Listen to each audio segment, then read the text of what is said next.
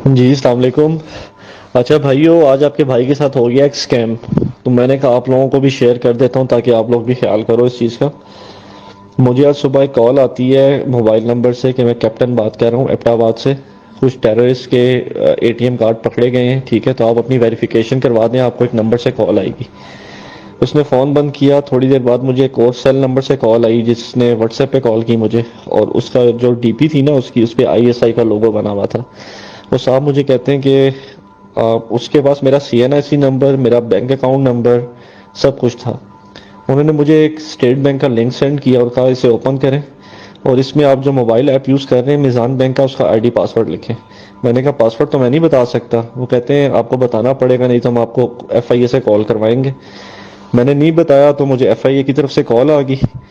वो कहते हैं मैं एफआईए से बात कर रहा हूँ, लैंडलाइन नंबर था। मैंने कहा मैं कैसे यकीन करूँ आप एफआईए से बात कर रहे हैं। कहते हैं गूगल पे टाइप करें आप, जिस नंबर से कॉल आपको की गई है। जब मैंने टाइप किया तो वाकई वो एफआईए का नंबर था। खैर मैंने उनके साथ भी ताउन नहीं किया तो उन्होंने कहा हम आपको मिज़ान बैंक से कॉल करवाते हैं।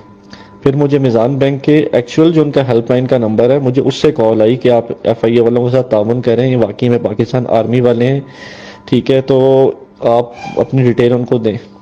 उन्होंने मुझे इतना ज़्यादा प्रेशराइज कर दिया कि बैक टू बैक मुझे कॉल्स आ रही थी। मैंने उनके साथ अपना आईडी पासवर्ड शेयर कर दिया। जैसे ही मैंने पासवर्ड शेयर किया तो मेरे अकाउंट में कोई 41,000 थे, वो दो डिफरेंट नंबर्स पे ट्रांसफ़र हो गए।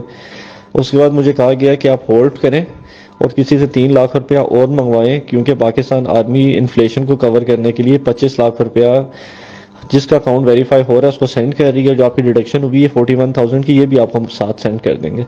जब उसने ये बात की तो मुझे लगा कि ये स्कैम ही है और मैं फंस गया हूँ बुरी तरह से। खैर मैंने कॉल एंड की और मैंने मिज़ान बैंक में हेल्पलाइन पे कॉल करके उन्हें सारी डिटेल बताई, वो लिंक और वो नंबर भी शेयर किए। तो मुझे वहाँ से पता लगा कि ये बेसिकली एक ही कमरे के अंदर बैठ के वारदात डाली है इन्होंने, और ये सॉफ्टवेयर यूज़ कर रहे होते हैं जिसमें कॉलर आईडी जो है ना आपके पास जो आती है, जो कॉल आती है, उस पर सीएलआई पर एफआईए और ये इनका मिज़ान बैंक का एक्चुअल नंबर शो हो रहा होता है, जबकि बैक पे ये कॉल जो नंबर है वो कोई और शो करते हैं, एंटर करते हैं बेसिकली, लेकिन आपके पास एक्चुअल नंबर शो होगा मिज़ान बैंक का भी और एफआईए का भी। तो खैर मैंने कंप्लेन करवा दी है। वो कहते हैं आपके पैसे तो हम रिफंड करवा देंगे, एटीएम मेरा ब्लॉक किया है, वो नया इशू होगा, अकाउंट भी मेरा रिस्ट्रिक्ट हुआ है। तो मिज़ान बैंक वाले कहते हैं कि ऐसे केसेस बहुत ज़्यादा आ रहे हैं क्योंकि एक बड़ा कामयाब इन लोगों ने काम स्टार्ट किया जिसके ऊपर बड़े लोग ट्रैप हुए हैं, ठीक है, कि लोग समझते हैं कि जब एफआईए का नंबर आ रहा है, मिज़ान बैंक का भी एक्चुअल नंबर आ रहा है, तो वाकई में ये ठीक कॉल आऊगी, जबकि स्कैम है।